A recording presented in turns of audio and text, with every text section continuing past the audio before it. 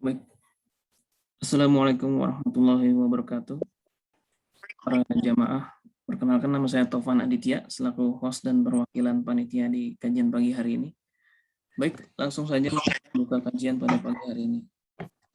Bismillahirrahmanirrahim. Alhamdulillahirrabbilalamin. Wassalatu wassalamu ala asrafil anbiya'i wal mursalin wa ala alihi wa sahbihi ajma'in. Amma ba'du. Para jamaah peserta kajian Majelis Taklim At-Tahirah, alhamdulillah pada pagi hari ini kita bersama-sama mengikuti kajian yang akan disampaikan oleh guru kita, Ustadz Najmi Umar Bakar, Hafizullah Ta'ala. Sebelum mulainya kajian, izinkan saya selaku perwakilan panitia membacakan beberapa hal tata tertib yang harus diperhatikan selama kajian. Para jemaah diminta untuk menonaktifkan audio video saat kajian berlangsung, jadi hanya audio dan video Ustadz saja yang menyala. Ditunjukkan agar kita bisa lebih fokus menyimak materi yang disampaikan oleh Ustadz. Para jamaah juga diminta untuk mempersiapkan alat tulis untuk mencatat materi sebagai bentuk ikhtiar kita dalam mencari ilmu. Kemudian untuk sesi tanya jawab nanti diharapkan pertanyaan sesuai dengan tema yang sedang berlangsung. Para jamaah bisa menggunakan fitur kolom chat untuk menulis pertanyaan baik itu secara private atau general yang nanti insya Allah akan dibacakan oleh saya. Alhamdulillah kita sudah tersambung dengan guru kita Ustadz Najmi Umar Bakar. Semoga selalu dalam keadaan sehat ya Ustadz. Amin wa iyyakum. Pada kesempatan pagi ini, tema yang akan disampaikan adalah semua pintu surga memanggil.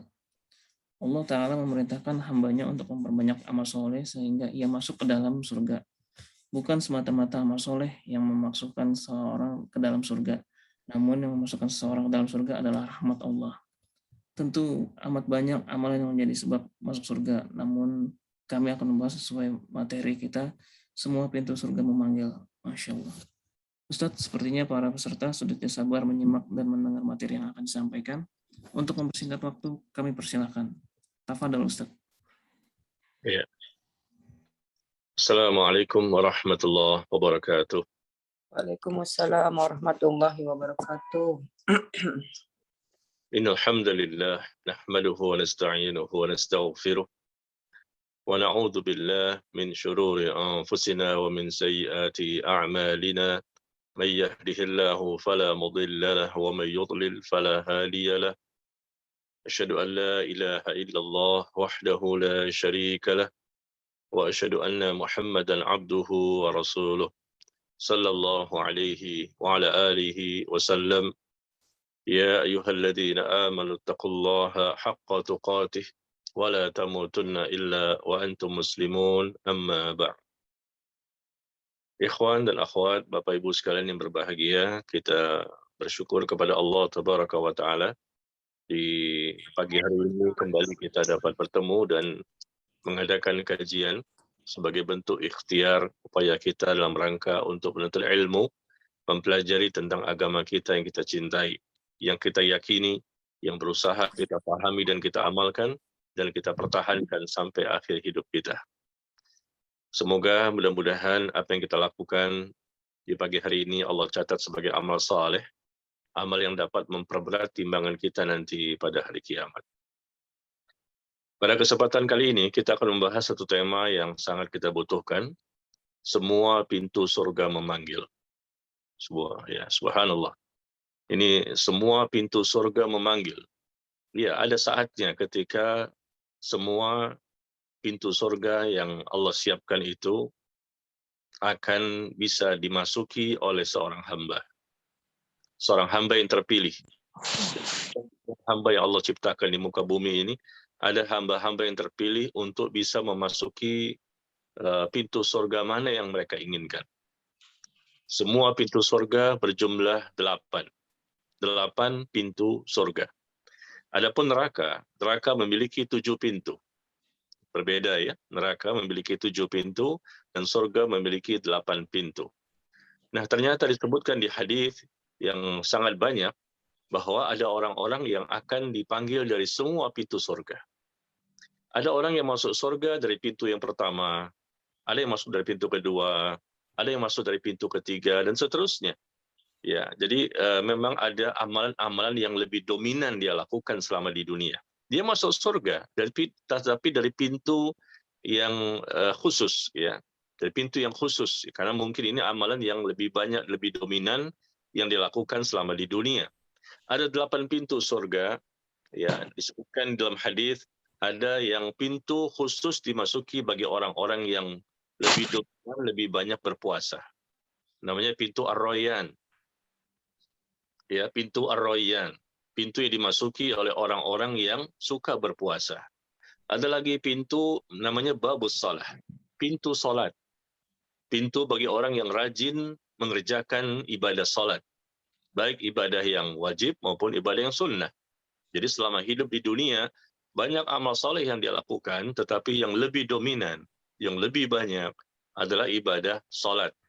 Maka nanti dia akan dipersilakan masuk surga melalui pintu salat.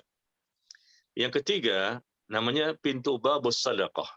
Ya, pintu untuk orang yang rajin bersedekah. Selama di dunia dia rajin bersedekah, berinfak dengan harta yang halal, dengan niat yang ikhlas, ya, harta tersebut dia berikan kepada orang yang layak untuk mendapatkan sedekah.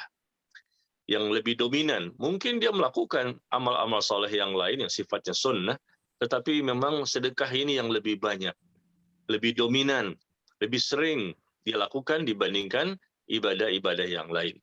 Tentunya kita bicara di sini yang wajib semuanya tidak boleh ditinggalkan. Ya, orang yang masuk surga itu tentunya orang-orang yang terpilih, yang mendapatkan rahmat Allah, yang tentunya mereka beriman dan beramal saleh. Yang wajib pasti mereka kerjakan. Tapi di sini kita bicara yang lebih dominan. Artinya amal-amal sunnahnya yang wajib dan amal sunnah. Dan yang amal sunnahnya yang lebih dominan, lebih banyak yang mana? Nah, inilah pintu pertama bagi orang yang sering berpuasa, pintu kedua bagi orang yang sholat, ya, mengerjakan ibadah sholatnya banyak. Yang ketiga, pintu bagi orang yang sering kali bersedekah. Yang keempat, pintu yang keempat yang Allah siapkan nanti di surga adalah pintu babul jihad. Ya, babul jihad yaitu pintu bagi orang yang mereka berperang di jalan Allah. Mereka mujahid. Ya, mereka mujahidin, mereka orang-orang yang berperang, membela agama, mereka berjihad, dan mereka orang-orang yang mati syahid. Ya, maka mereka orang-orang ini akan masuk dari babul jihad. Ya, pintu yang keempat, babul jihad. Nah, keempat pintu ini, nomor 1, 2, 3, dan keempat, berdasarkan hadis yang diriwayatkan oleh sahabat Abu Hurairah, bahwa beliau radhiyallahu anhu pernah mendengar Nabi SAW bersabda bahwa barang siapa yang berinfak dengan sepasang hartanya di jalan Allah, maka pun akan dipanggil dari pintu-pintu surga. Ya, wahai hamba Allah, inilah kebaikan. Maka orang yang termasuk golongan ahli salat, maka dipanggil dari pintu salat. Orang yang termasuk golongan ahli jihad akan dipanggil dari pintu jihad. Orang yang termasuk golongan ahli berpuasa, maka dipanggil dari pintu Ar-Rayyan. Dan orang yang termasuk golongan ahli sedekah akan dipanggil dari pintu sedekah. Ya. Ini hadis yang sahih yang kita bisa ketahui informasinya. Ini semua masalah gaib, ya. Kita tidak tahu masalah nanti kehidupan di alam akhirat. Tetapi karena Nabi SAW yang menginformasikan dan hadisnya sahih, maka kita yakini. Karena Rasulullah tidak pernah berdusta. Jadi ini baru 4 pintu yang kita sampaikan. Jadi ingat, ada pintu Ar-Rayyan bagi orang yang berpuasa, pintu salat, pintu sedekah, dan pintu jihad. Ya. Kemudian yang kelima, pintu surga yang kelima, yaitu pintu Al-Aiman. Pintu namanya pintu Al-Aiman. Ini diperuntukkan bagi orang-orang yang bertawakal kepada Allah, yang masuk ke dalam surga tanpa dihisab, tanpa diazab. Masya Allah. Pintu bagi orang yang memang tidak dihisab dan tidak diazab. Mereka langsung masuk surga. Namanya pintu Al-Aiman. Jadi manusia itu memang akan melalui proses pertama, mereka dihisab, ya, tetapi dengan hisab yang mudah. Yang kedua, ada manusia yang dihisab tapi dengan hisab yang berat. Tetapi yang ketiga, manusia yang tanpa dihisab dan tanpa diazab, langsung tanpa dihisab lagi. Langsung mereka masuk surga. Dan mereka masuk surga dari pintu Al-Aiman. Ya, subhanallah. Semoga kita termasuk di dalamnya ya. Pintu Al-Aiman tanpa dihisab. Karena kita khawatir nanti ketika dihisab ternyata dosa kita sangat banyak, amal kita sangat sedikit. Ya, lalu mendapatkan azab dari akibat hisab yang merugikan manusia. Nauzubillah. Kemudian yang keenam, ya. Yang keenam, pintu surga yang diperuntukkan bagi semua orang. Tidak secara khusus. Ini bagi semua orang. Ya, kalau disebutkan tadi ada pintu jihad, ada pintu sedekah, ada pintu salat, ya, ada pintu puasa, ar-rayyan, ada pintu yang khusus untuk orang yang tidak dihisab dan tidak diazab. Nah, yang keenam ini bagi semua orang tanpa dikhususkan. Ini hadis yang dikeluarkan oleh Imam Al-Bukhari dan Imam Muslim. Ya, disebutkan dari sahabat Abu Hurairah bahwa Nabi SAW bersabda, wahai Muhammad, suruhlah umatmu, perintahkan kepada umatmu, yaitu orang-orang yang tidak dihisab, untuk masuk surga melalui pintu Al-Aiman. Ya, wahai Muhammad, suruhlah umatmu, ya, orang-orang yang tidak dihisab untuk masuk ke dalam surga melalui pintu Al-Aiman. Kemudian Al-Aiman ini merupakan salah satu dari pintu-pintu surga, sedangkan pintu-pintu yang lain adalah pintu surga bagi semua orang. Nah, demikian ya. Ini yang disebutkan dalilnya. Kemudian yang ketujuh itu pintu al-kazimin al-ghaiz wal 'afina 'anil nas. Ya, yang ketujuh pintu al-kazimin al-ghaiz wal 'afina 'anil nas. Yaitu bagi orang yang mudah meredam amarah dan memaafkan kesalahan orang lain. Orang yang mudah menahan amarah, tidak mudah emosi, ya, dan dia pun mudah memaafkan kesalahan orang lain. Dia mendapatkan pintu khusus, pintu surga. Dalam hadis dari Rauh bin Ubadah, ya, dan hadis ini hadis mursal dari Hasan al-Basri, diriwayatkan oleh Imam Ahmad bin Hanbal rahimahullah, bahwa disebutkan sesungguhnya Allah memiliki sebuah pintu di surga. Yang masuk melalui pintu tersebut kecuali orang yang memaafkan kezaliman. Memaafkan kezaliman orang lain. Dia mudah menahan amarah dan dia pun suka memaafkan kesalahan orang lain. Dan dia akan masuk dari pintu tersebut. Kemudian yang kedelapan pintu zikir. Ya, babul zikir, sebagaimana yang diisyaratkan oleh riwayat Tirmidzi, ya, dan bisa juga disebutkan dengan pintu ilmu. Nah, inilah 8 pintu yang disebutkan oleh Al-Hafidz Ibnu Hajar Al-Asqalani dalam kitabnya Fathul Bari. Kita mulai dari pembahasannya ini dulu ya, karena kita ingin bahas semua pintu surga memanggil. Pembahasan kita semua pintu surga memanggil. Dari semua pintu babul jihad, pintu sedekah, pintu sholat, pintu ar-rayyan, dan seterusnya. Nah, kapan itu terjadi? Kapan itu terjadi? Pintu-pintu ini ya akan bisa dimasuki oleh seorang hamba dan dia boleh pilih mana yang dia inginkan. Subhanallah. Ya, nah, setelah kita tahu 8 pintu surga tersebut, nah sekarang kita lihat siapa orang-orang yang terpilih. Siapa orang yang layak? Siapa orang yang memenuhi kriteria untuk mendapatkan panggilan dari semua pintu surga? Ya Allah ya Karim, ya Allah ya Rabb. Ya, kita memohon kepada Allah agar kita termasuk di dalamnya. Ya, yang pertama,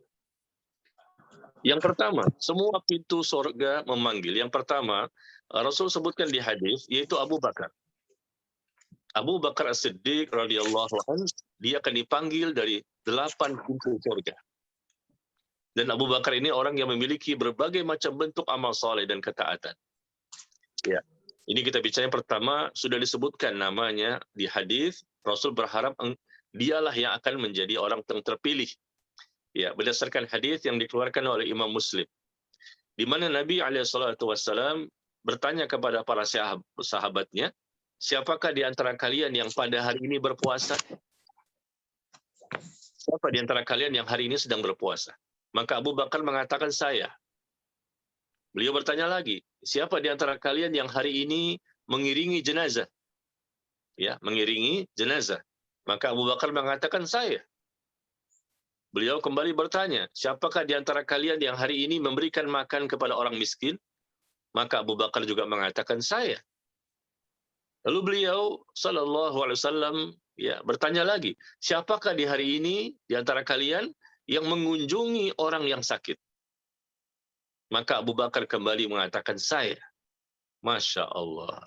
4 pertanyaan Nabi sallallahu alaihi wasallam, ya, siapa yang melakukan amal soleh ini? Pada hari itu dia berpuasa, dia mengiringi jenazah, dia memberi makan orang miskin, dan mengunjungi orang sakit. Ternyata Abu Bakar melakukan semua itu di hari yang sama. Bayangkan itu, di hari yang sama. Bukan sekedar berpuasa, tapi juga ada amal-amal lain. Maka Nabi SAW pun bersabda, tidaklah ya perbuatan-perbuatan itu berkumpul pada diri seseorang, melainkan dia pasti akan masuk surga. Ya, dia pun akan dimasukkan ke dalam surga. Berkumpul kebaikan-kebaikan yang dilakukan oleh Abu Bakar As-Siddiq radhiyallahu an.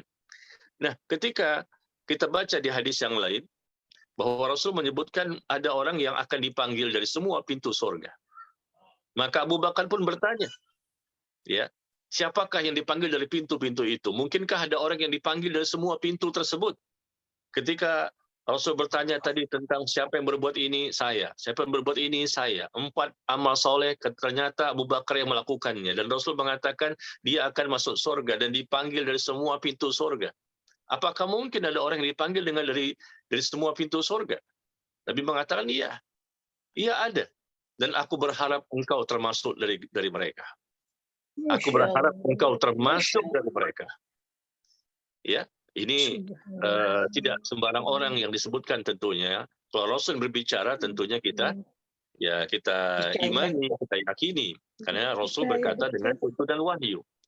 Ya, kita tidak tahu bagaimana kita nantinya, ya. Tapi Abu Bakar sudah jelas. Subhanallah. Nah, inilah golongan yang pertama, atau kelompok pertama, atau manusia pertama yang disebutkan semua pintu surga memanggil karena adanya amalan yang telah dia lakukan. Bahkan amalan itu dia lakukan dalam sehari. Dia begini, dia seperti ini, dia seperti ini. Maka Rasul memberikan kabar gembira. Ya. Jadi Abu Bakar As-Siddiq radhiyallahu anhu, ya, kita tahu bahwa bukan hanya 4 tadi ya amalan yang dilakukan di hari itu. Dia berpuasa, mengiringi jenazah, mengunjungi orang sakit, ya, atau memberikan makan kepada fakir miskin. Tentunya kita tahu dia juga melakukan amal yang lain lagi. Ya, subhanallah, imannya, ya, rasa takutnya, rasa cintanya, akidahnya benar, ya, hatinya bersih, qalbun salim, dan seterusnya. Nah, jadi kalau kita ingin mendapatkan derajat seperti ini, maka kita ya berusaha untuk melakukan sebagaimana yang telah dilakukan oleh sahabat besar, yaitu Abu Bakar As-Siddiq radhiyallahu anhu. Kemudian yang kedua, saat semua pintu surga memanggil, ya, untuk siapa ini? Untuk wanita. Untuk seorang wanita, ya, seorang istri yang melakukan beberapa amalan. Seorang istri yang melakukan beberapa amalan yang Rasul sebutkan di hadis. Hadis yang dikeluarkan oleh Imam Ahmad Ibn Hibban dari sahabat Abdurrahman bin Auf radhiyallahu anhu. Nabi mengatakan, "Idza shallatil mar'ah wa hafizat farjaha wa ata'at zawjaha qila laha udkhulil jannah min ayyi abwabil jannati syi'ti." Ya. Kata Nabi SAW, jika seorang wanita, ya, dia menjaga salat yang 5 waktu ini. Dia menjaga salat 5 waktu. Seorang wanita, ya, kalimat di hadisnya, idza salatil mar'ah. Apabila seorang wanita itu mengerjakan salat yang 5 waktu dari subuh sampai isya. Kemudian dia berpuasa. Berpuasa selama di bulan Ramadan. Ya. Kemudian dia menjaga kemaluannya. Dia menjaga kehormatannya, dia tidak melakukan zina. Ya, dia betul-betul dia melakukan perbuatan yang benar. Ya, yang keempat, dia taat kepada suaminya. 4 perbuatan ini dilakukan oleh seorang istri yang salehah. Dia mengerjakan ibadah salat 5 waktu, dia berpuasa di bulan Ramadan, dia menjaga kemaluannya, dan dia taat kepada suaminya. Tentunya ketaatan kepada suami dalam perkara-perkara yang tidak menyelisihi syariat, ya. Bukan ketaatan secara mutlak. Karena suami itu manusia, ya, dia bukan nabi dan rasul, pastilah dia mungkin bisa jadi terkadang benar, terkadang dia salah. Nah, ketika dia benar, maka taati suami tersebut. Maka ketika dia melakukan 4 amal ini, Rasul mengatakan, nanti akan dikatakan kepada wanita tersebut nanti di akhirat, masuklah kamu ke dalam surga melalui pintu mana saja yang engkau sukai. Masuklah kamu ke dalam surga dari pintu mana saja yang engkau inginkan.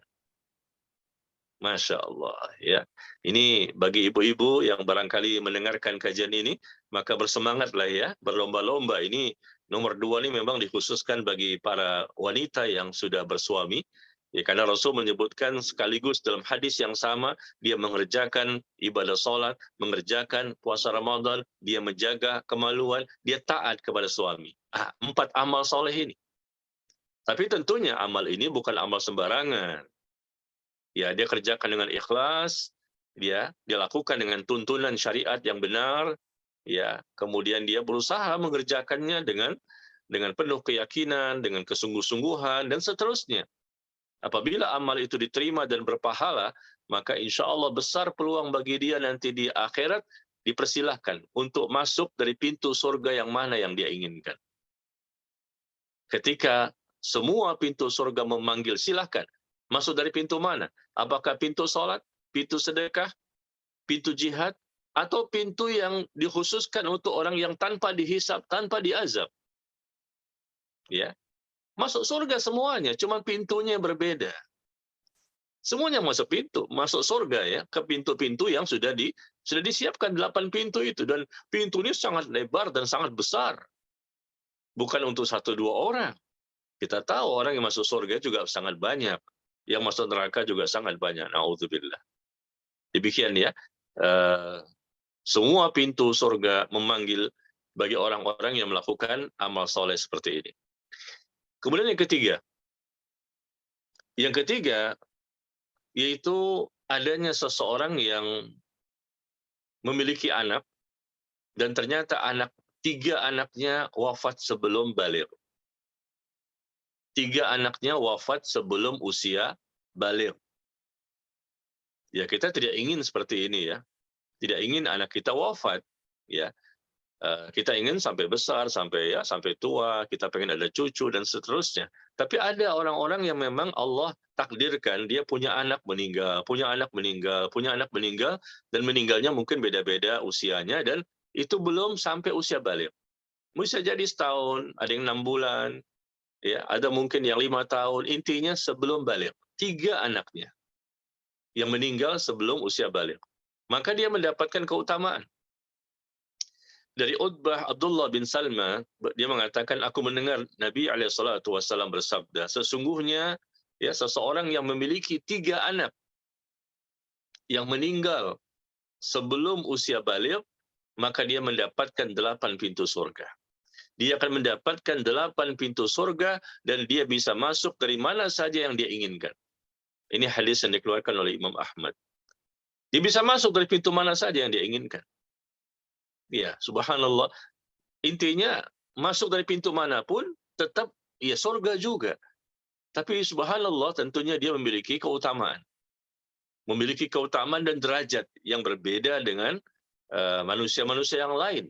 Ya, karena dia termasuk manusia yang terpilih selama hidup di dunia, dia melakukan amalan-amalan yang luar biasa.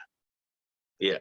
Jadi dia dipersilakan untuk masuk surga dari pintu mana saja yang dia inginkan, karena selama di dunia ada 3 anak yang meninggal sebelum baligh.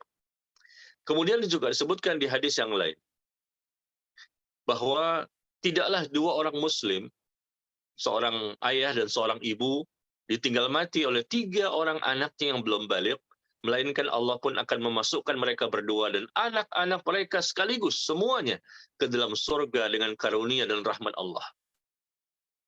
Ini orang tua sedih, nangis ya, mengingat anaknya, dia sayang, dia luar biasa. Tapi dijanjikan oleh Nabi SAW bahwa nanti dia akan dimasukkan, mereka, si bapak dan si ibu ini akan dimasukkan nanti bersama anak-anak mereka. Bertemu kembali. Di dunia sebentar, nanti mereka bertemu kembali kalau mereka semua masuk surga. Kalau anak tadi kan belum usia balik, ya berarti mereka nggak punya dosa. Maka tentunya mereka akan dimasukkan ke dalam surga. Dan kalau orang tuanya juga ternyata muslim, mukmin, akidahnya benar, tidak pernah mempersekutukan Allah, Allah terima amalnya, ya tentunya mereka juga berpeluang untuk masuk surga. Dan nanti dipertemukan oleh Allah, mereka berkumpul kembali di surga. Maka Nabi SAW bersabda, dikatakan kepada mereka, anak-anak yang wafat tadi, 3 anak yang wafat sebelum balik, masuklah kalian ke dalam surga. Karena memang mereka nggak punya dosa, belum tercatat dosanya. Masuklah kalian ke dalam surga. Maka 3 anak ini menjawab, tidak, kami nggak mau masuk surga, hingga orang tua kami juga masuk bersama kami. Hingga orang tua kami datang, kami akan menunggu agar dapat masuk surga bersama mereka. Allahu Akbar. Kami menunggu agar bisa masuk surga bersama mereka. Maka dikatakan kepada mereka sampai 3 kali. Masuklah kalian ke dalam surga. 3 kali. Anak-anak ini, 3 orang ini nggak mau masuk, nggak mau. Kata mereka, kami menunggu kedatangan orang tua kami, sehingga kami masuk surga nanti bersama mereka. Jadi anak ini pun tahu orang tuanya. Subhanallah, anak ini pun tahu meskipun meninggal 5 tahun, mungkin setahun, mungkin 6 bulan, mungkin 8 tahun. Intinya sebelum balik ya, mereka menunggu di pintu surga itu. Menunggu kedatangan orang tua mereka agar mereka dan orang tua mereka masuk surga secara bersama-sama. Dipersilahkan 3 kali, tapi mereka tetap tidak mau. Akhirnya dikatakan kepada mereka, kalau begitu, masuklah kalian ke dalam surga bersama dengan orang tua kalian. Nah, baru mereka masuk surga bersama orang tuanya. Ini hadis yang dikeluarkan oleh Imam Ahmad dari sahabat Abu Hurairah. Luar biasa ya. Memang sedihnya ya pasti sedih, kita menangis, meneteskan air mata, anak yang kita cintai, ternyata bukan 1, ya 3. Tapi konsekuensinya nanti, subhanallah, anak ini ya bisa bermanfaat untuk orang tuanya nanti di akhirat. Ya, bahkan dia minta untuk orang tuanya juga dimasukkan ke dalam surga. Agar mereka nanti juga bisa bersama-sama dengan orang tuanya di surga yang sama. Ya.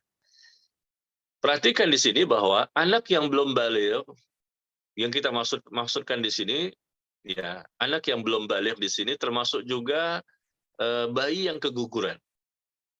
Termasuk bayi yang keguguran, yang mana mereka akan memberikan syafaat kepada orang tuanya. Ketika mereka sudah berusia 4 bulan dalam janin seorang ibu, kita tahu kan, ketika usia 4 bulan, maka mereka ditiupkan ruh. Bukan lagi sudah besar ya, 7 tahun, 8 tahun, 9 tahun. Bahkan ketika dalam janin, belum keluar, belum melahirkan, ternyata ibu itu keguguran. Selama memang sudah ditiup ruh di usia 4 bulan, mungkin dia kegugurannya 5 bulan, mungkin 6 bulan, atau mungkin 8 bulan. Ya, intinya sudah ditiupkan ruh, maka sudah sebagai manusia yang sempurna. Ketika dia keguguran, maka dia pun, si anak tersebut akan bisa memberikan syafaat.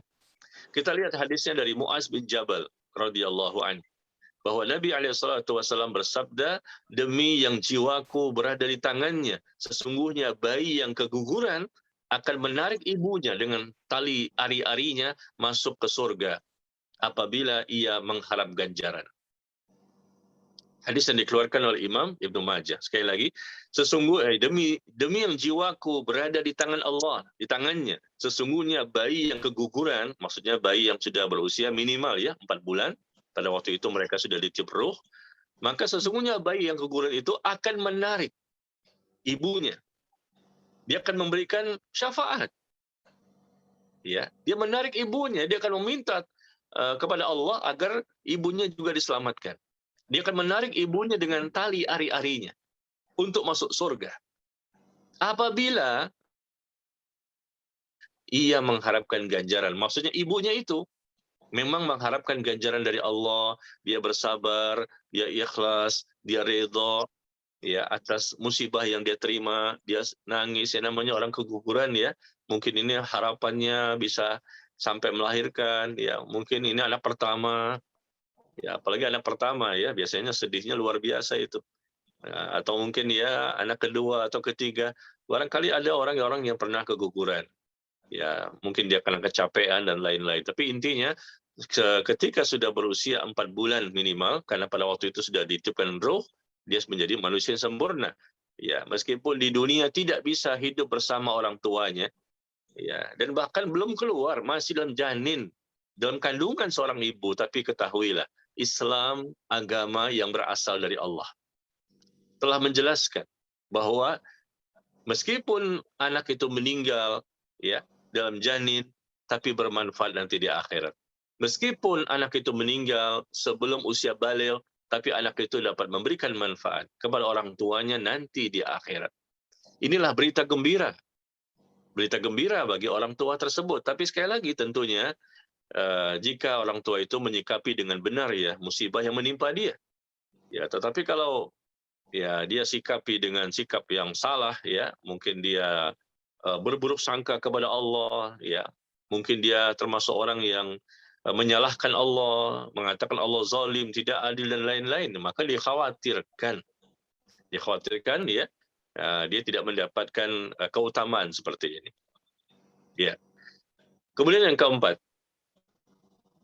semua surga memanggil ya, semua pintu surga memanggil.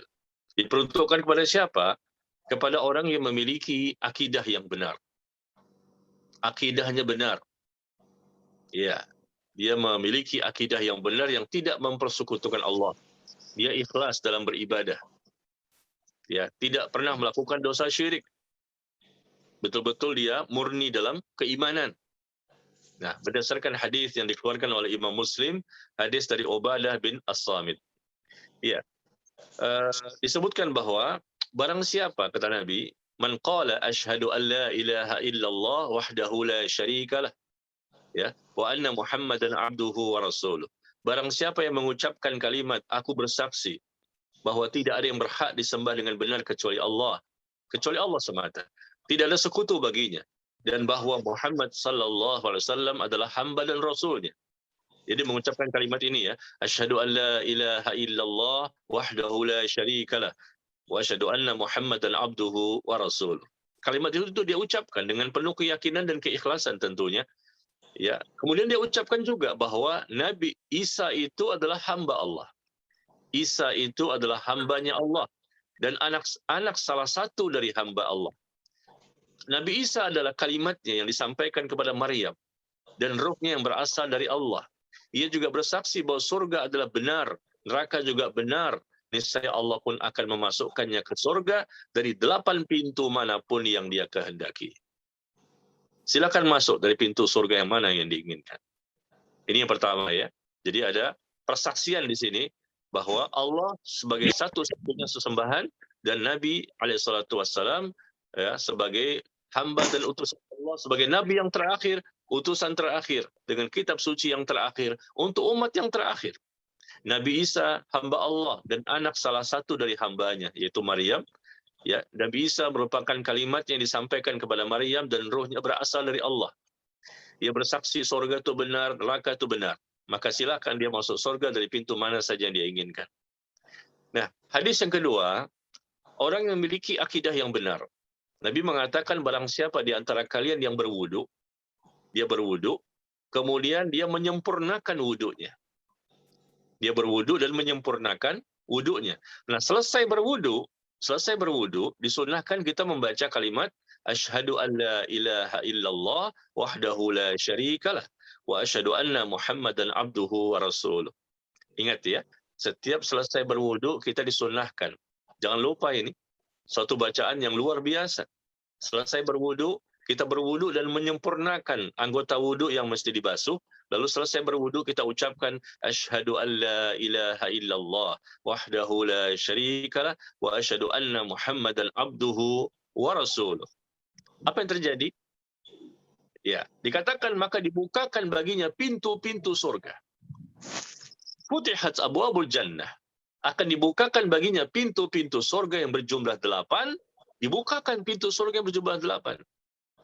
Dan dia dipersilakan masuk dari pintu mana saja yang dia inginkan. Dari pintu mana yang dia inginkan, silakan masuk. Ya, semua pintu surga memanggil, silakan masuk dari pintu mana. Kenapa? Ya, dia mengucapkan kalimat itu. Kalimat yang memang terhunjam di hatinya dengan penuh keyakinan dan keikhlasan ya. Bukan sekedar ucapan, tapi juga memang dibuktikan dalam perbuatan. Ya, keyakinan, lisan, perbuatan. Ini iman. Keyakinan, lisan dan perbuatan. Itulah iman. Ya, jadi ketika dia mengatakan asyhadu an la ilaha illallah wahdahu la syarikalah wa asyhadu anna Muhammadan abduhu wa rasuluh. Ternyata dibukakan baginya pintu surga yang berjumlah 8. Dan dipersilakan masuk surga dari pintu mana yang dia inginkan. Bacaan ini dibaca setelah selesai berwudu. Kapan saja ketika berwudu. Nah, ya, terkesan mudah ya. Terkesan mudah. Wah, ini cuma mengucapkan kalimat seperti ini. Ya memang sepertinya mudah dengan lisan. Tetapi kita harus buktikan dengan perbuatan. Ya, kita lihat artinya tadi bahwa aku bersaksi bahwa tidak ada yang berhak disembah dengan sebenarnya kecuali Allah.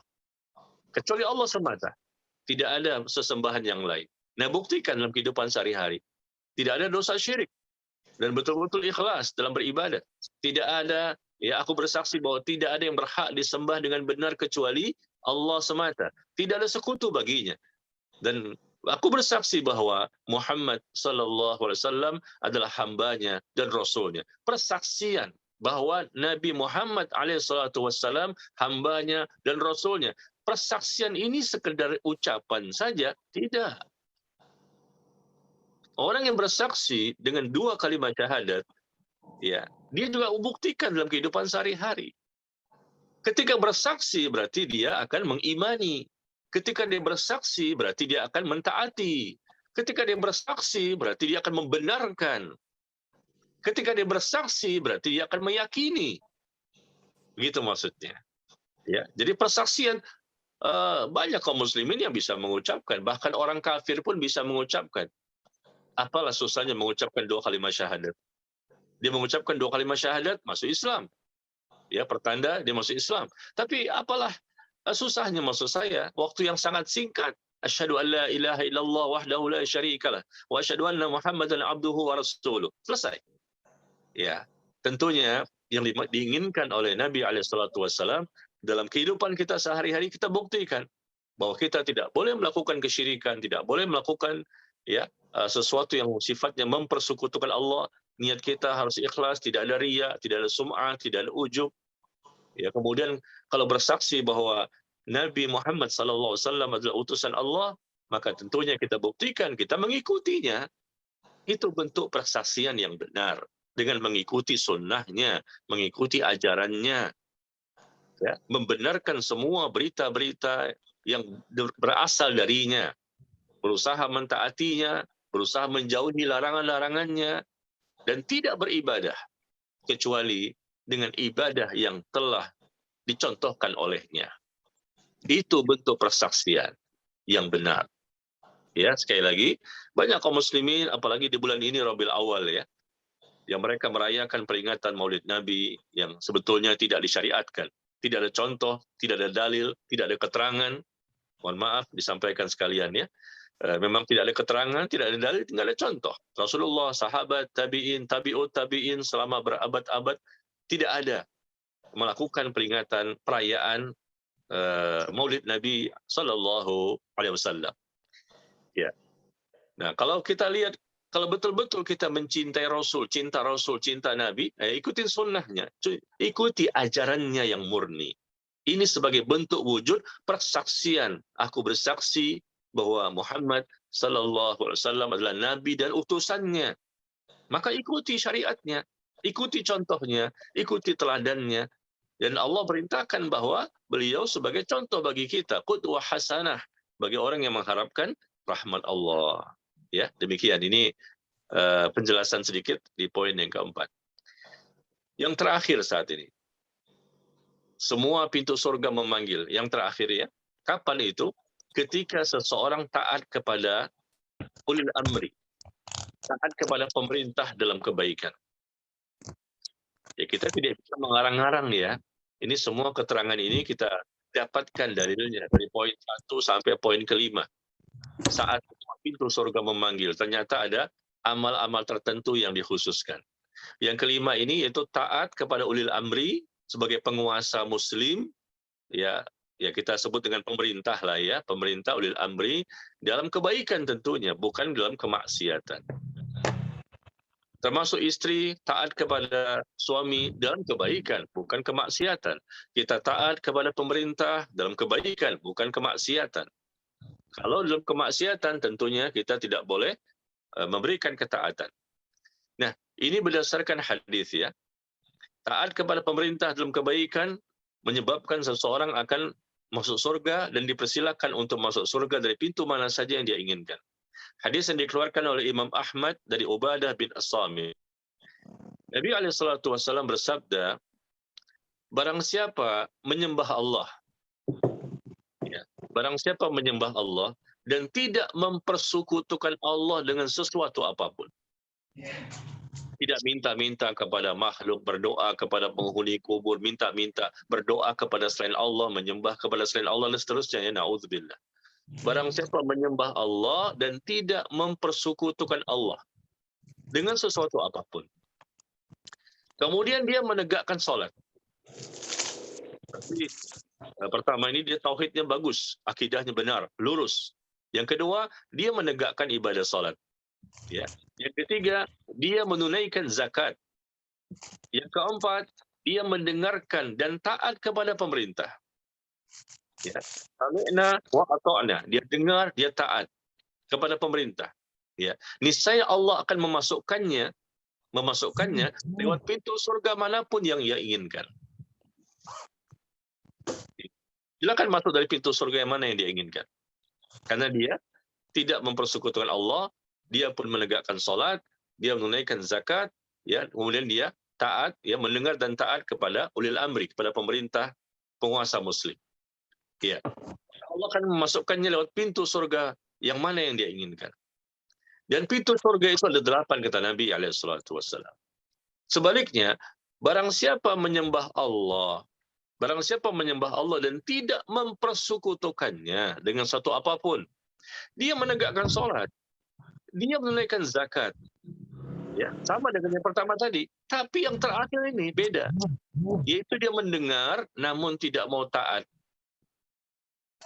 Dia mendengar tapi tidak mau taat kepada pemerintah atau ulil amri atau penguasanya, imamnya. Maka kata Nabi, nasibnya terserah kepada Allah. Jika Allah berkehendak, maka Allah akan merahmatinya, dan jika Allah berkehendak, Allah akan menyiksanya. Nah, ini ya. Jadi yang poin 1, 2, 3 sama ini. Dia tidak melakukan dosa syirik, dia melakukan ibadah sholat, dia juga mengeluarkan zakat, ya. Dan kalau dia mendengar dan taat kepada ulil amrinya, maka dipersilahkan untuk masuk surga dari pintu mana saja dia inginkan. Tapi yang kedua disebutkan, kalaupun dia tidak melakukan dosa syirik, ya, kemudian juga dia sholat, kemudian dia menunaikan zakat, tapi dia ternyata mendengar saja, mendengar tapi tidak mau taat kepada ulil amrinya, kepada pemimpinnya. Ya, maka kata Nabi, ya, orang seperti ini nasibnya terserah kepada Allah. Jika dia berkehendak, Allah akan merahmatinya. Jika dia berkehendak, Allah akan menyiksanya. Ya, demikianlah ya beberapa poin yang kita ketahui, yang coba kita sampaikan pada pertemuan kali ini. Saat semua pintu surga memanggil, kapan itu?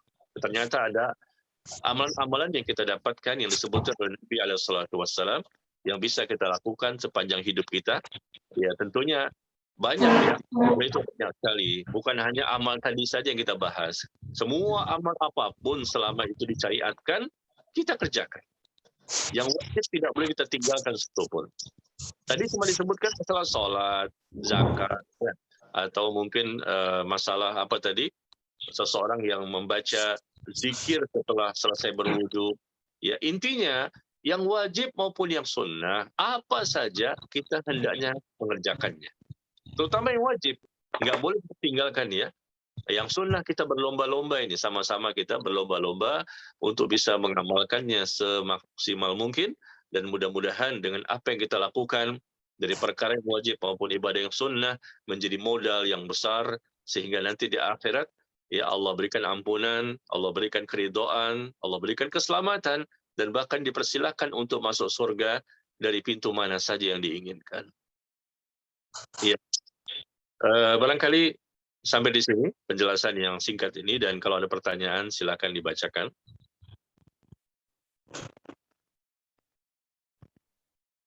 Bagi para jamaah yang ingin bertanya, dipersilakan.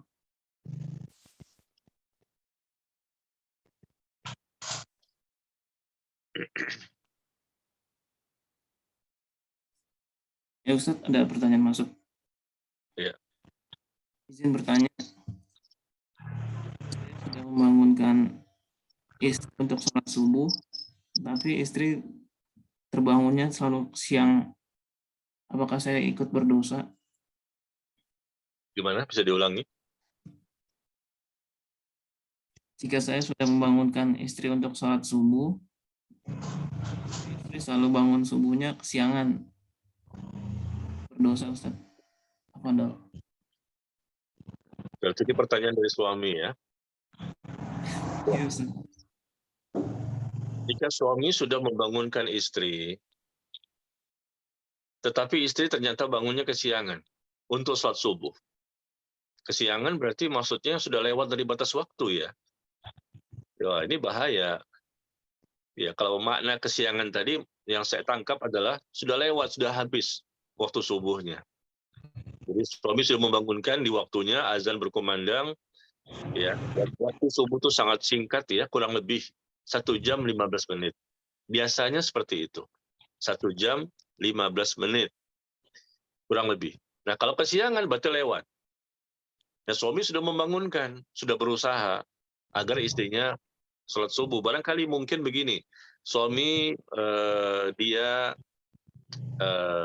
membangunkan istri, kemudian dia sholat subuh dan dia berangkat kerja barangkali. Berangkat kerja. Sehingga dia tidak tahu bagaimana kondisi istrinya. Yang penting dia sudah membangunkan dan istri sudah bangun memang. Tapi mungkin tidur lagi. Nah, ini kesalahan istri. Suami tidak berdosa dong. Karena dia sudah membangunkan, dia selesai sholat subuh pun dia langsung berangkat kerja. Karena ada suami-suami yang berangkat itu ketika selesai sholat subuh. Ya, dia sudah berusaha membangunkan, dia tidak bisa berlama-lama di rumah. Ya, karena dia selesai sholat subuh di masjid tentunya ya. Biasanya kan begitu. Selesai sholat subuh di masjid, langsung berangkat dari masjid. Atau mungkin dia pulang dulu ke rumah, dia berusaha bangunkan lagi istrinya, dan istri sudah terbangun dan sudah mungkin mereka sudah melihat bahwa sang istri mungkin bergerak dan sudah duduk barangkali, sehingga suami mengatakan aku pamit dulu ya, aku berangkat. Nah, kalau seperti ini kondisinya nggak masalah, suami nggak berdosa. Dia sudah membangunkan, dia ke masjid, pulang dari masjid pun dia bangunkan lagi, lalu dia berangkat. Ternyata istri bangunnya kesiangan, ya yang salah berarti istri. Iya. Atau mungkin bukan karena dia berangkat kerja. Mungkin sang suami ini sudah membangunkan istrinya, kemudian dia berangkat ke masjid untuk sholat subuh berjamaah. Nah, sampai di masjid dia nggak pulang. Dia menunggu sampai waktu syuruk. Ya, dia duduk di atas tempat duduknya tadi ketika sholat, dia berzikir, baca Quran, dan lain-lain sampai datangnya waktu syuruk, dan dia sholat sunnah di situ, dan pulang ke rumah tentunya ketika sudah matahari sudah sudah terbit, dan sampai di rumah ternyata mungkin dia dapatkan istri masih tertidur, belum juga sholat. Padahal dia sudah membangunkan sebelum berangkat ke masjid, dan istri itu sudah bergerak dan sudah terlihat dia tuh bangun. Andai kata seperti ini, tentunya suami juga tidak berdosa. Ya, karena dia sudah upaya membangunkan dan sudah terlihat ya, dia tuh bangun, maka ditinggalkan, dia harus ke masjid. Jangan sampai terlambat salat berjamaahnya. Dan dia tidak pulang lagi, karena nunggu waktu syuruk. Atau mungkin tidak pulang lagi, karena langsung bekerja. Berangkat karena tempat kantornya sangat jauh. Bisa jadi seperti itu. Nah, Kalau sudah ini yang dilakukan suami, tentunya tidak berdosa, istrinya yang berdosa besar. Satu kali ibadah yang ditinggalkan dengan sengaja ya, maka ini merupakan dosa besar. Dan tidak bisa dia qadha. Tidak bisa dia qadha. Dia kesiangan, tahu-tahu bangun jam 7, tahu-tahu bangun jam 8. Nggak bisa dia qadha, nggak bisa diganti, nggak bisa dikerjakan lagi. Kalau andai kata ditinggalkan dengan sengaja. Tapi kalau dia ketiduran, ya itu lain masalah. Itu kan nggak sengaja, ketiduran. Atau dia lupa. Dua saja yang diperbolehkan ya. Ada uzur syar'i, yaitu orang yang ketiduran atau orang yang lupa. Tahu-tahu bangun jam 7, jam 8. Karena nggak sadar, nggak ada yang bangunin. Atau mungkin dia bangun tapi dia lupa. Nah, seperti ini maka dia wajib untuk mengerjakan sholat pada waktu dia ingat, pada waktu dia bangun. Ya, tetapi kalau suami sudah membangunkan dan suami tahu persis bahwa dia itu sudah bangun, sudah sadar melek matanya, tapi tetap tidak juga dia bangun, padahal suami sudah membangunkan, setelah itu dia tinggalkan, karena dia harus ke masjid. Dan pulang-pulang sudah agak siang, ternyata istri tetap tidak bangun, istri yang berdosa. Dan dosanya dosa besar, wajib bertaubat kepada Allah dengan taubat nasuha. Demikian, wallahu a'lam bishawab. Baik Ustaz, ada pertanyaan masuk lagi. Assalamualaikum, saya selalu berada di masjid dari setelah maghrib hingga isya karena saya malas pulang pergi dari rumah ke masjid. Kadang terdapat seperti tahlilan dan yasinan bertepatan di masjid. Bolehkah saya tetap di dalam masjid? Saya sama sekali tidak mengikuti acara mereka. Apa tuh? Vaksin. Keutamaannya sangat besar. Enggak tulisannya apa? Ada. R.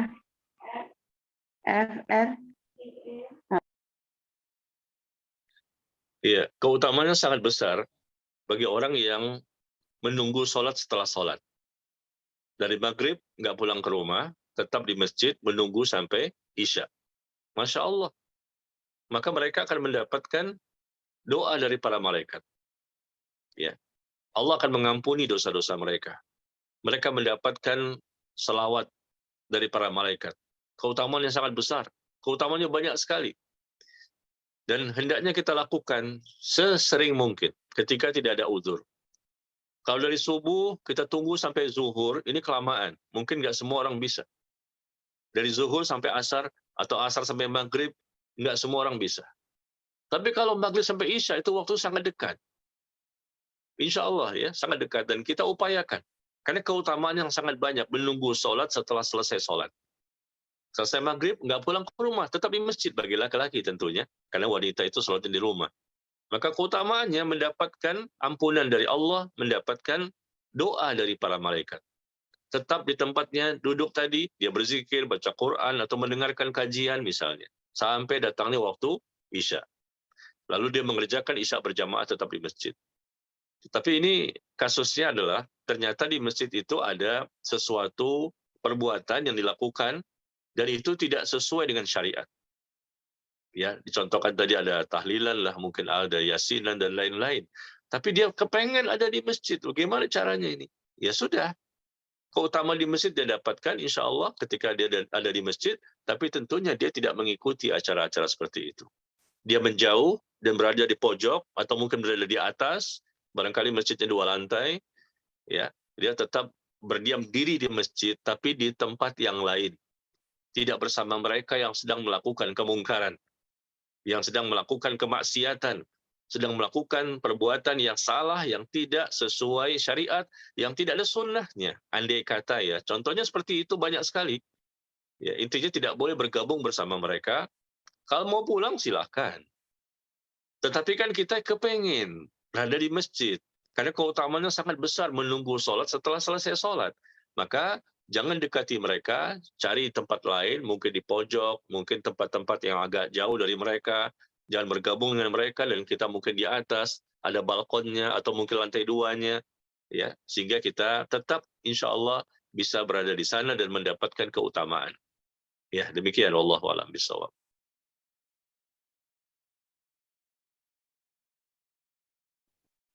Baik Ustaz, ada pertanyaan masuk lagi. Izin bertanya Ustadz, di hadis manakah tentang pernyataan bila tidak taat pada pemimpin, maka terserah Allah untuk mengazab atau mengampuninya. Karena saya hanya tahu bila menghina atau tidak taat pada pemimpin, maka Allah akan menghinakan. Tafadhol Ya. Ustadz. Hadis tadi ya, hadis yang terakhir. Hadisnya dikeluarkan oleh Imam Ahmad, hadis dari Ubadah bin As-Samit. Ya, hadis yang dikeluarkan oleh Imam Ahmad, hadis dari Ubadah bin As-Samit, ya, silakan barangkali bisa dilihat apakah di buku hadis atau mungkin di Google bisa di searching ya. Sekali lagi saya bacakan bahwa barang siapa yang menyembah Allah dan tidak mempersekutukannya dengan sesuatu apapun, ya, la syarika bihi syai'an. Barang siapa yang menyembah Allah dan tidak mempersekutukannya dengan sesuatu apapun, kemudian fa'aqamas shalah wa ataz zakah. Kemudian dia menegakkan salat, kemudian dia menunaikan zakat. Nah, wa sami'a wa ata'a. Kemudian dia mendengar dan taat. Sekali lagi, dia tidak mempersekutukan Allah, kemudian dia menegakkan salat, dia menunaikan zakat. Kemudian dia mendengar dan taat. Mendengar dan taat di sini kepada siapa? Ya, mendengar dan taat kepada ulil amri, kepada pemerintah. Fa innallaha ta'ala yudkhilhu, maka niscaya Allah pun akan memasukkannya lewat pintu surga manapun yang dia inginkan. Allah akan masukkan dia lewat pintu surga manapun yang dia inginkan. Dan pintu surga itu ada 8. Ini hadisnya. Ya. Sebaliknya barang siapa yang dia tidak mempersekutukan Allah dengan sesuatu apapun, dan dia menegakkan sholat, dia menunaikan zakat, sama dengan yang pertama tadi. Cuman bedanya, yang kedua ini ternyata yang disebutkan dia mendengar, namun tidak mau taat. Dia mendengar tetapi tidak mau mentaati. Wasami'a wa asa. Dia mendengar tapi tidak mau taat. Dia bermaksiat. Maksudnya dalam hal-hal kebaikan ya. Karena tidak semua, ya bisa jadi ada hal-hal yang keliru dari sisi syariat. Ya, pemerintah bukanlah nabi dan rasul, dia manusia juga. Apalagi ulil amri, presiden, raja, kaisar, apapun namanya, selama dia penguasa muslim ya, ya mungkin dia ada suatu hal yang pernah dia salah. Mungkin juga dia pernah benar. Selama dia benar, kita ikuti. Kita taati, karena tidak menyelisihi syariat. Tetapi kalau ada andai kata sesuatu yang menyelisihi syariat, tentunya tidak boleh kita mentaati mereka. Meskipun konsekuensinya barangkali dihukum. Tidak boleh. Karena secara agama itu dosa. Ya, la ta'ata li makhluqin fi ma'siyatil khaliq. Kata Nabi SAW, tidak ada ketaatan ya kepada makhluk dalam rangka bermaksiat kepada Allah. Tidak ada ketaatan bagi mereka. Kalau diajak untuk bermaksiat, jelas-jelas ini menyelisihi. Haram ini nggak boleh, maka kita nggak boleh untuk mentaati mereka. Jadi kalaupun disebutkan tadi, dia tidak mempersekutukan Allah, dia sholat, dia menunaikan zakat, dia mendengar, namun tidak mau taat. Disuruh sesuatu yang benar, tapi nggak mau taat. Padahal ini tidak menyelisih syariat. Disuruh sesuatu, dia tidak mau taat. Ya, padahal ini sesuatu yang tidak menyelisih syariat. Maka, kata Nabi, nasibnya terserah kepada Allah. Jika Allah berkehendak, Allah akan merahmatinya. Ya. Dan jika Allah berkehendak, Allah pun akan menyiksanya. Jangan menyelisihi pemimpin. Jangan menyelisihi ulil amri. Jika memang mereka benar dalam permasalahan yang mereka tetapkan kebijakan-kebijakan yang tidak menyelisihi syariat. Tapi kalau jelas menyelisih syariat, ya jelas begitu nggak boleh mentaati mereka. Meskipun kita dihukum, bahkan dihukum mati, nggak masalah. Kalau memang kita lihat mereka, mohon maaf ini andai kata kita lihat mereka ternyata salah, sudah didakwahkan, disampaikan nasihat, disampaikan kebenaran, tetap mereka nggak mau terima. Padahal ini adalah suatu hal yang menyelisihi Quran dan hadis, ya menyelisihi Islam yang sebenarnya, yang Rasul ajarkan dan para sahabatnya. Bahkan konsekuensinya ketika kita tidak mau taat kepada mereka dalam perkara maksiat itu, kita dihukum. Ya sudah, nggak masalah. Yang penting ridho Allah kita cari, bukan ridhonya manusia. Hidup ini singkat, ya, maka yang kita cari ridhonya Allah bukan ridho manusia. Ini andai kata terjadi hal seperti itu. Tapi selama pemimpin benar, kebijakannya benar, aturannya benar, untuk kemaslahatan dan kebaikan masyarakat, untuk kebaikan dan kemaslahatan kaum muslimin, nggak boleh kita menyelisihi mereka.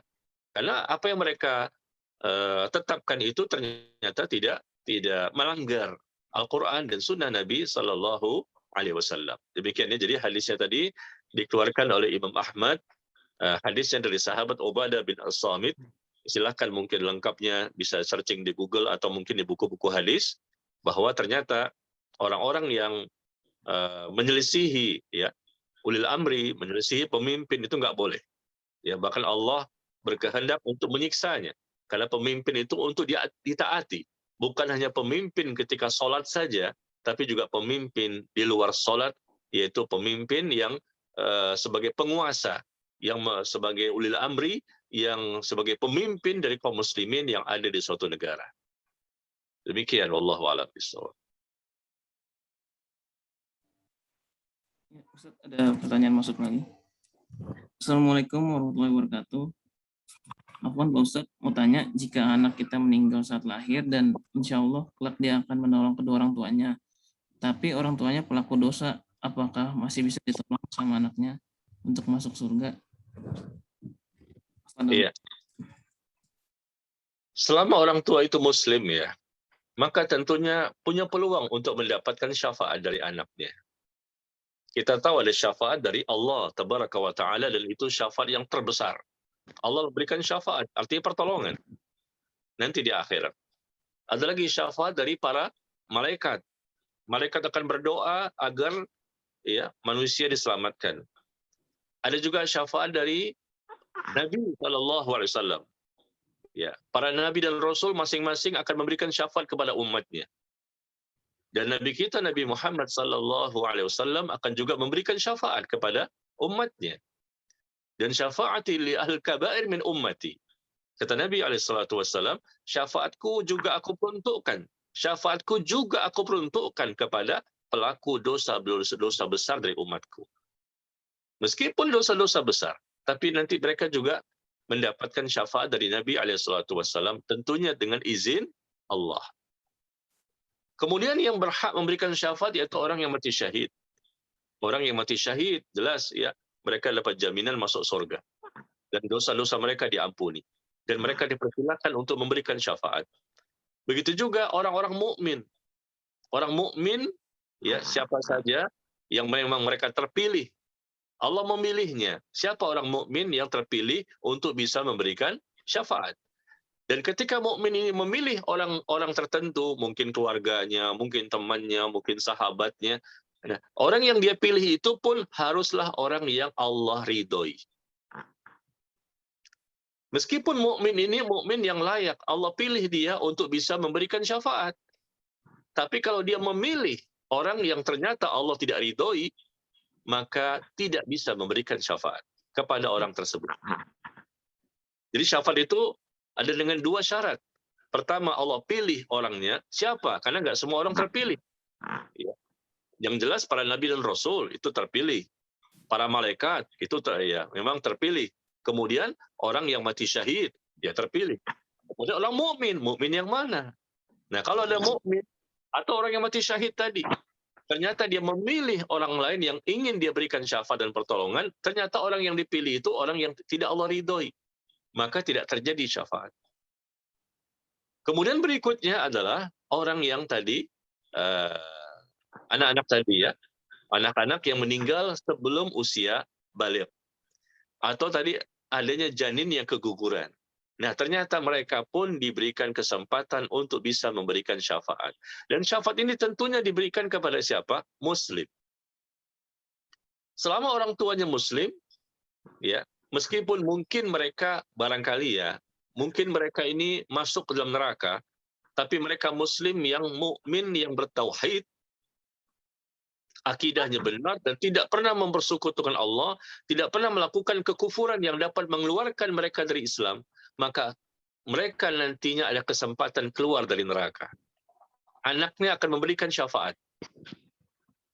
anak yang janin tadi masih usia 5 bulan ya, keguguran, atau tadi anak yang belum usia baligh akan memberikan kepada orang tuanya. Orang tuanya dikeluarkan dari neraka dan dimasukkan ke dalam surga. Karena semua muslim yang akidahnya benar dan tidak pernah melakukan kesyirikan, tidak pernah melakukan pembatal-pembatal keimanan, kalaupun mereka sempat mampir ke neraka, ya, tapi pada akhirnya mereka dikeluarkan juga, masuk ke dalam surga. Karena matinya mereka sebagai seorang muslim, meskipun muslim yang banyak dosanya. Dan dosa itu bisa jadi Allah berikan siksaan, azab, bisa jadi juga dosanya Allah ampuni. Tapi kalau orang tuanya tadi kafir, nah sudah selesai. Orang tuanya ternyata kafir, nggak bisa keluar dari neraka selama-lamanya. Kekal abadi di neraka. Tidak bisa. Dan tidak bermanfaat syafaat yang diberikan kepada mereka. Mungkin anaknya kepengen, ya Allah, keluarkanlah orang tuaku dari neraka, masukkanlah mereka bersama kami di surga. Allah tidak berikan, tidak diizinkan. Karena kenapa? Karena orang tuanya kafir. Anaknya memang terpilih, mungkin sebagai mukmin atau sebagai orang yang tadi mati sebelum baligh. Ya, anaknya terpilih untuk memberikan syafaat. Tetapi orang yang dipilih ternyata orang tuanya yang kafir. Orang yang kafir adalah orang yang Allah tidak ridhoi. Maka tidak bermanfaat syafaat dari anaknya dan orang tua tersebut tetap selama-lamanya di neraka. Ya, jadi kita lihat saja bagaimana kematian orang tua itu. Kalau dia mati dalam kondisi muslim, ya, tidak pernah melakukan kesyirikan, tidak pernah melakukan pembatal-pembatal keimanan, ya, tidak pernah melakukan kekufuran, pokoknya intinya matinya statusnya muslim. Kalaupun andai kata Allah barangkali ya menyiksa dulu sebentar di neraka, ya, naudzubillah min dzalik, karena dosa-dosanya banyak dan Allah tidak ampuni, sementara tidak diampuni, tetap di neraka, tapi pada akhirnya pun akan keluar. Makanya ada cerita kisah penghuni neraka yang paling terakhir keluar dari neraka dan yang paling terakhir masuk ke dalam surga.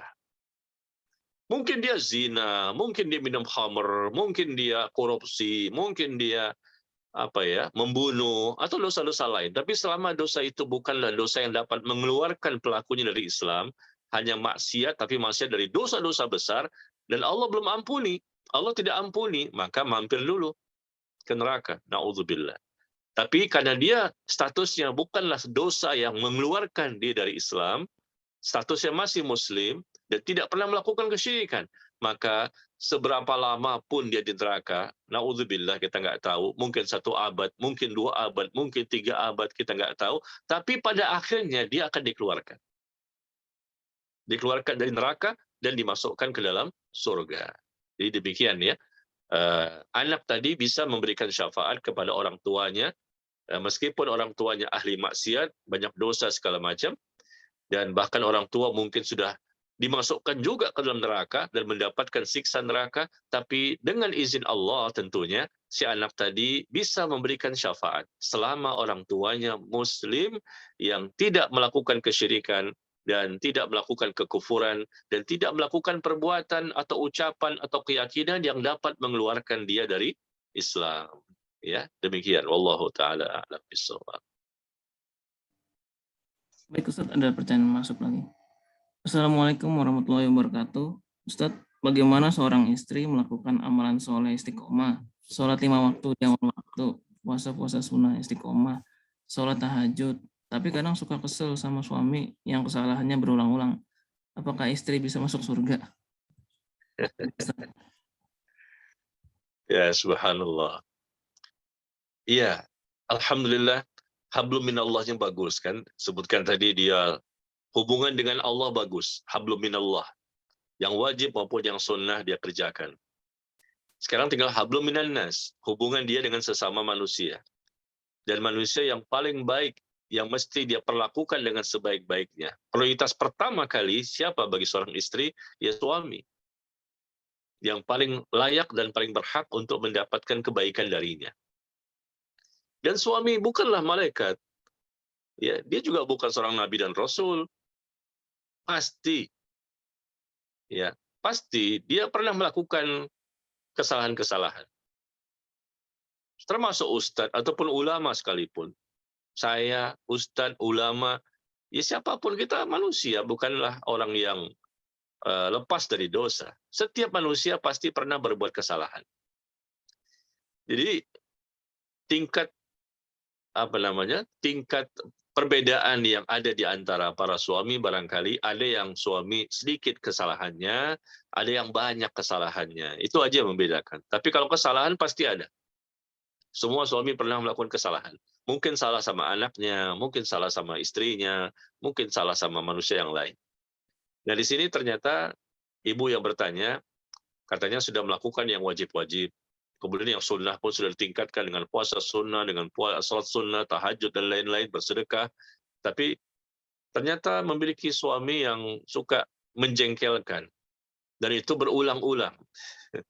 Apakah bisa sang istri itu untuk masuk surga? Ya tentunya insya Allah bisa. Dengan izin Allah tentunya bisa. Masuk surga bukan dengan amal kita ya. Masuk surganya seseorang itu dengan rahmatnya Allah.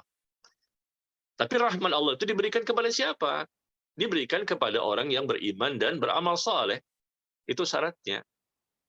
Kalau kita mengandalkan amal kita, nggak ada yang masuk surga ini. Karena dosa kita lebih banyak dibandingkan amal kita. Tapi karena Allah ampuni dosa-dosa kita, ya, sehingga Allah berikan rahmat, Allah lihat mana orang yang memang dia beriman dan beramal saleh dengan benar, ikhlas, tidak ada syirik, dan mengikuti sunnah, layak untuk mendapatkan pahala dan ganjaran. Jadi ketika suami tadi menjengkelkan, apalagi berulang-ulang, ya, maka sabar, ya. Tetap istri wajib untuk taat kepada suami dalam perkara yang benar, dalam perkara yang tidak menyelisihi syariat. Ya, tunaikan kewajiban istri. Berikan hak-haknya suami.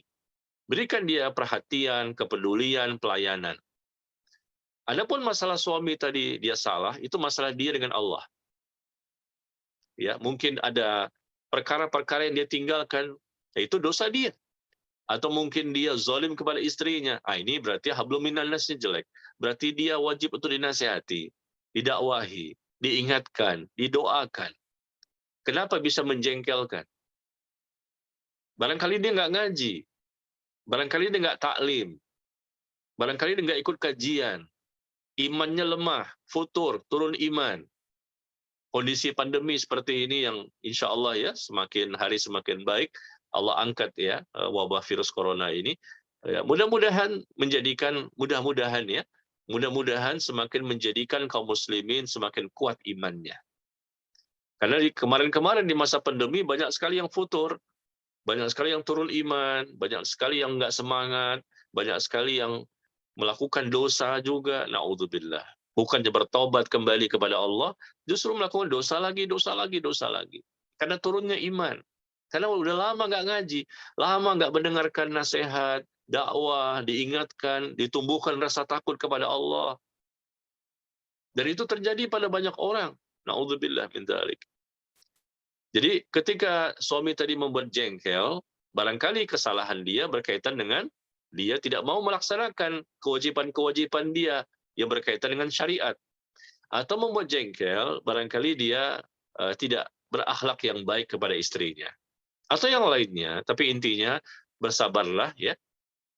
Si istri tentunya punya peluang untuk masuk surga, insya Allah ketika dia taat dan menjadi orang yang salehah.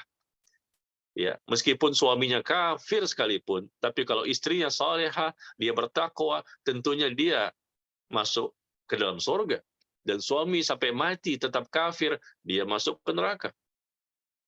Ya, tapi kalau kejengkelan ini barangkali akibat dari perbuatan mungkin dari sisi akhlak kurang baik, mungkin suka emosi, mungkin juga dia yang lain-lain, maka wajar-wajar saja seorang istri itu nggak suka. Itu bisa dimaklumi. Bukan berarti istri itu harus selalu suka dengan suami ketika suami ternyata menjadi ahli maksiat. Nggak boleh. Justru istri harus menunjukkan ketidaksukaannya. Dia benci karena Allah. Dia cinta karena Allah. Suami bukan segala-galanya. Suami manusia, bukan Allah. Suami bukan pencipta alam raya. Suami bukan pencipta langit dan bumi. Suami bukan pemilik dunia dan akhirat. Bukan segala-galanya. Jadi benci karena Allah, cinta karena Allah, sayang karena Allah. Ketika ada permasalahan yang memang salah dalam sisi agama, dari sisi akhlak, akidah, ibadah, dan lain-lain, maka tentunya wajar-wajar saja. Istri nggak suka sama suami, dan itu bukan hal yang salah. Tapi memang wajib untuk tidak suka. Dia nggak sukanya karena Allah, karena melihat kok nggak sholat misalnya, kok nggak mau ke masjid, ibadah sholatnya, kok nggak mau ini, perkara yang wajib-wajib dia tinggalkan. Atau hak-haknya istri, ya tidak dia tunaikan, tidak memberikan nafkah lahir, nafkah batin, tidak memberikan ya suatu kebahagiaan misalnya, dan lain-lain. Satu hal yang wajar, tetapi jengkelnya istri janganlah sampai berlarut-larut ya, sampai terus-menerus ya. Ini ujian namanya, bersabar, dan justru bersabar di sini merupakan ibadah yang luar biasa. Dia ikhlas, dia sabar, tetap dia berusaha memperbaiki suaminya supaya menjadi lebih baik, dan ini butuh perjuangan, butuh pengorbanan, butuh kesabaran. Ya, makanya kalau suami itu ya siapa saja sebetulnya, mau suami atau istri sama saja. Kalau mereka itu lebih dekat kepada agama, mohon maaf ya, siapa saja, kalau mereka suami maupun istri lebih dekat kepada agama, insya Allah kebaikan mereka lebih banyak dibandingkan keburukan. Bukan berarti kalau dekat ke agama nggak punya keburukan. Semakin dekat ke agama nggak punya keburukan. Ya nggak bisa lah, kita manusia. Kita bukan malaikat yang nggak punya dosa. Tapi orang yang semakin dekat, semakin dekat ke agama, dia semakin ya belajar, dia semakin berusaha untuk mendalami agama ini, dia memperkuat iman, menumbuhkan rasa takut kepada Allah, dia semakin ingat akhirat, semakin ingat kematian, dan seterusnya. Semakin dekat kepada agama dengan pemahaman yang benar, mengikuti Rasulullah dan para sahabat, insya Allah peluang untuk dia melakukan kebaikan lebih banyak. Lebih banyak kebaikan yang akan dia lakukan. Dan kalaupun ada keburukan, ya mungkin bisa kita lihat ya jauh perbandingannya keburukan dengan kebaikan. Keburukan ada, cuma lebih jauh sedikit dibandingkan dengan kebaikannya. Ya, jadi demikian ya. Ketika ada yang menjengkelkan, mungkin tumbuh rasa marah, tumbuh rasa emosi, maka bersabar dan terus nasihati suami, ya terus ingatkan dan terus doakan, ya supaya dia kembali kepada Allah dan mau duduk di majelis ilmu. Makanya sama-sama datang. Saat ini pandemi sudah semakin hari semakin hilang, insya Allah biidznillah. Mudah-mudahan Allah angkat. Maka suami dan istri, bapak ibu, datang ke majelis ilmu. Ada kajian di sini, ada kajian di sini. Datang, aman insya Allah. Silakan pakai masker, mungkin jaga jarak ketika kajian, tapi datang. Jangan dengan cara seperti ini, Zoom. Jangan. Zoom ini beda dampaknya ketika kita datang langsung. Iman itu akan lebih bertambah. Lebih mudah tumbuh rasa takut kepada Allah. Lebih mudah untuk kita istiqomah. Zoom ini kan terpaksa. Lewat seperti ini kita terpaksa semua. Gimana lagi kondisinya, ya? Tapi kalau dengan melihat kondisi saat ini, ya insya Allah di mana-mana juga kita lihat ya, sholat berjamaah juga udah rapat, ya, lurus dan rapat ketika sholat berjamaah di banyak masjid. Ya, kajian-kajian juga sudah mulai diaktifkan kembali, kajian offline. Nah, ini kesempatan. Istri ngajak suaminya, suami ngajak istrinya, ayo berangkat. Ajak anaknya, ayo berangkat. Karena ketika kita duduk di majelis ilmu, itu beda rasanya. Ya, maka ini salah satu cara agar kita bisa semakin lebih baik. Wallahu ta'ala a'lam bishawab. Baik Ustaz, ada pertanyaan masuk lagi. Apa hukumnya wanita belajar tajwid dengan laki-laki yang bukan mahram? Ada Ustaz. Apa hukumnya wanita belajar tajwid dengan laki-laki yang bukan mahram? Ya tentunya dihindari, janganlah seperti itu ya. Ini bisa menimbulkan fitnah. Ya, fitnah syahwat. Sangat besar peluang untuk timbulnya fitnah. Jangan mengatakan bahwa, oh nggak masalah, kita kan belajar. Iya, jangan berbohong. Fitnah terbesar bagi laki-laki itu wanita. Dan Rasul yang mengatakan, bukan saya. Fitnah terbesar bagi laki-laki itu wanita. Nah, wanita tidak usah berbicara, cukup terlihat wajahnya saja. Dia pakai jilbab loh, bukan terbuka aurat yang lain. Jilbab rapat, cuma muka yang kelihatan, dan kedua telapak tangan, itu saja bisa menimbulkan syahwat dan fitnah bagi laki-laki. Wanita jangan melihat dari sisi wanita. Wanita harus melihat dari sisi laki-laki. Atau kata si wanita, saya nggak punya perasaan apa-apa ya. Mungkin ibu yang nggak punya, tapi laki-lakinya barangkali ya, ibu yang wanitanya mungkin. Itu juga mungkin. Bisa juga sih wanitanya terfitnah. Tapi oke lah, mungkin barangkali wanitanya tidak. Tapi laki-lakinya. Fitnah terbesar bagi laki-laki itu wanita. Dia tidak berbicara, hanya menampakkan wajah saja di sosial media, di status WhatsApp-nya, di Instagram-nya. Diperhatikan ya para wanita ini, baik yang sudah menikah maupun yang belum menikah. Jangan menampilkan wajah, karena itu bisa menimbulkan fitnah. Orang semua bisa menikmati kecantikannya. Apalagi kalau seandainya dia bertemu dengan ustadz, barangkali yang mengajarkan baca Quran.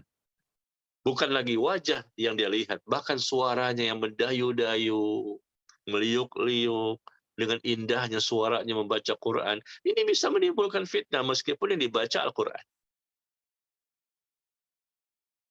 Para wanita mungkin kaget ya, apa iya Pak Ustadz? Iya, kita bicara dari sisi laki-laki. Dan semua laki-laki insya Allah sama. Termasuk saya. Semua, mau dia ustadz, mau dia ulama. Iya. Kalau sudah masalah wanita, ini fitnah yang paling terbesar bagi laki-laki. Jadi jangan bermudah-mudah. Jangan anggap enteng dalam masalah ini. Bisa terfitnah. Meskipun dia ustadz mungkin pembentengan imannya baik. Ya insya Allah. Tetapi bukan berarti pasti steril. Bukan berarti pasti dia aman. Mungkin dia punya rasa takut kepada Allah sehingga tidak mudah tergoda sebagaimana yang lain. Tapi nggak ada jaminan bahwa dia akan selamat. Pertama mungkin oke, selamat. 2 kali mungkin selamat. Yang ketiga kali tidak ada jaminan. Karena ini fitnah terbesar, bahaya terbesar, godaan terbesar. Ya, maka tentunya dari sini kita bisa ketahui bahwa tidak boleh. Ya, haram hukumnya. Karena ini bukan masalah wajah saja yang terlihat atau kecantikan dari sisi yang lain, tapi juga suara. Dan suara ini bisa menimbulkan fitnah juga. Si wanita ini baca Quran ya, diperbaiki oleh seorang laki-laki yang bukan mahram. Si laki-laki itu melihat wajahnya, mendengarkan suaranya, melihat wajahnya, mendengarkan suaranya. Jangan berbohong bahwa semua laki-laki akan mengalami fitnah di situ. Maka yang terbaik adalah hendaknya wanita tersebut belajar baca Quran, tajwidnya, makhrajnya dengan sesama wanita saja. Kan masih banyak guru-guru wanita yang dia bisa di situ baca Quran dengan bebas, dengan suaranya, dengan keindahannya, silakan. Karena gurunya juga wanita dan tidak ada laki-laki di situ yang bukan mahram yang mendengarkan bacaannya. Insya Allah aman. Kenapa harus berguru dengan laki-laki? Dengan seorang ustadz yang mendengarkan bacaan seorang wanita, meskipun dia sudah tua, usianya sudah 50 tahun, 60 tahun, 70 tahun, si laki-laki ini, si ustadz ini yang berusaha memperbaiki tajwidnya seorang wanita, dia sudah 70 tahun, 65 tahun, tetap tidak boleh. Dia juga pasti bisa terfitnah. Sa'id bin Al-Musayyib, ini ulama besar di zaman tabi'in. Ulama besar di zaman tabi'in. Pada waktu itu usianya berapa? 84 tahun. 84 tahun usianya. Siapa dia? Dia ulama, bukan orang awam. 84 tahun, matanya yang satu buta, yang satu lagi sudah rabun. Satu buta, satu rabun. Usia 84, dan dia juga ulama. Apa kata dia? Tidak ada yang aku khawatirkan dari fitnah, kecuali fitnah wanita. Fitnah yang paling aku takuti adalah fitnah bahayanya wanita. Ini bukan orang awam. Anda siapa? Ya, baru ngaji, baru ustadz biasa, ustadz kampung, ya, atau mungkin Ustadz YouTube. Anda siapa? Ini ulama besar di zaman tabi'in. Usianya sudah 84 tahun. Mata buta satu lagi rabun. Tapi tetap dia takut. Dia mengatakan tidak ada fitnah yang lebih aku takuti dibandingkan fitnah wanita. Dan perkataan ulama seperti ini banyak. Termasuk Al-Imam Al-Albani rahimahullah. Dan para ulama yang lain. Mereka khawatir, padahal rasa takut mereka dahsyat, luar biasa kepada Allah. Ibadah mereka banyak, iman mereka tinggi, ilmu mereka banyak. Ya. Dan terlihat sekali ekspresi rasa takut mereka kepada Allah, suka menangis karena takut kepada Allah. Ibadahnya jangan ditanya, ibadahnya luar biasa. Setiap malam bangun tahajud, baca Quran, berkali-kali khatam dalam sebulan. Tapi kalau sudah masalah wanita, mereka takut. Karena ini sudah fitrah. Kok bisa begitu ya Pak Ustadz? Ya memang Allah jadikan begitu. Bagaimana lagi? Allah memang sudah ciptakan demikian bagi laki-laki. Bahwa fitnah terbesar adalah wanita. Selesai. Meskipun dia punya iman. Cuma kalau memang mereka imannya tinggi, ya, imannya bagus, rasa takutnya kepada Allah dahsyat, tentunya mereka tidak mudah tergoda. Cuman maksud saya, bukan pasti tidak tergoda. Tidak mudah, karena dia selalu membentengi dirinya dengan berlapis-lapis, nggak mudah tergoda. Dan bisa jadi tidak tergoda. Cuma saya tidak berani memberikan jaminan. Dia khawatirkan nanti pada pertemuan berikutnya, nah ada pada saatnya. Disitulah setan bermain. Karena setan tahu, inilah kelemahan laki-laki itu. Siapapun dia, dimanapun dia berada, berapapun usianya. Setan akan berusaha memprovokasi. Ya, bagaimana caranya agar dia tergoda? Mungkin dia tidak tergoda, tapi wanita ini yang tergoda. Nah, wanita ini akhirnya terus mendekati. Nah, na'udzubillah min dzalik. Apalagi kalau dua-duanya sama-sama tergoda. Jadi, saya tidak merekomendasikan ya. Karena kita lihat banyak sekali kaum muslimin dari para wanita yang mereka juga bisa mengajar, membaca Quran dengan baik dan benar, dan hendaknya belajar dengan mereka. Tapi kalau sekedar mendengarkan ceramah, nggak masalah. Ibu-ibu atau yang belum menikah, datang ke kajian di tempat yang terpisah, ikhwan di sana, akhwat di sini, mungkin atas, mungkin di bawah, terpisah tempatnya, dan mereka mendengarkan kajian, atau Zoom seperti ini, mendengarkan kajian dari saya, nggak masalah. Tapi kalau sudah mereka memperdengarkan suara mereka, nah ini nggak boleh sembarangan maksud saya. Bukan menuduh, bukan buruk sangka. Kalau mereka sudah mendengarkan suara, apalagi dengan mendayu-dayu, karena baca Quran kan kadang-kadang dengan lagu-lagunya, dengan iramanya, wah ini berbahaya. Berbahaya ya. Baik, saya rasa cukup sampai di sini pertemuan kita. Semoga bermanfaat apa yang kita bahas ya. Saat pintu surga semua memanggil, subhanallah, ini keutamaan yang luar biasa, dan semoga kita bisa memahami apa yang telah kita sebutkan tadi, dan kita bisa amalkan amal-amal khusus yang telah disebutkan oleh Nabi SAW, sehingga nanti di akhirat, ya Allah ampuni dosa-dosa kita, ya, kemudian Allah masukkan kita ke surga dari pintu mana saja yang kita inginkan. Ini suatu keutamaan dan derajat yang tinggi yang Allah peruntukkan kepada hamba-hambanya yang Allah pilih. Semoga kita termasuk di dalamnya ya. Wallahu ta'ala a'lam bis-shawab. Wa sallallahu ala nabiyyina Muhammad walhamdulillahi rabbil alamin. Subhanakallahumma wa bihamdika asyhadu an la ilaha illa anta astaghfiruka wa atubu ilaik. Wassalamu alaikum warahmatullahi wabarakatuh. Waalaikumsalam warahmatullahi wabarakatuh. Jazakallah khairan Ustadz atas penyampaian materinya. Semoga ilmu yang disampaikan bermanfaat bagi kita semua. Ya Allah, mudahkanlah kami agar terus dapat beribadah kepadamu hingga maut menjemput. Demikian sudah kajian online bersama Ustadz Najib Bakar. Saya Taufan Aditya selaku perwakilan panitia kajian memohon maaf bila ada pertanyaan yang belum sempat ditanyakan, dan jika ada kata-kata yang kurang berkenan bagi para jemaah, mohon dimaafkan. Akhirul kalam, wassalamualaikum warahmatullahi wabarakatuh. Waalaikumsalam warahmatullahi wabarakatuh. Waalaikumsalam warahmatullahi wabarakatuh.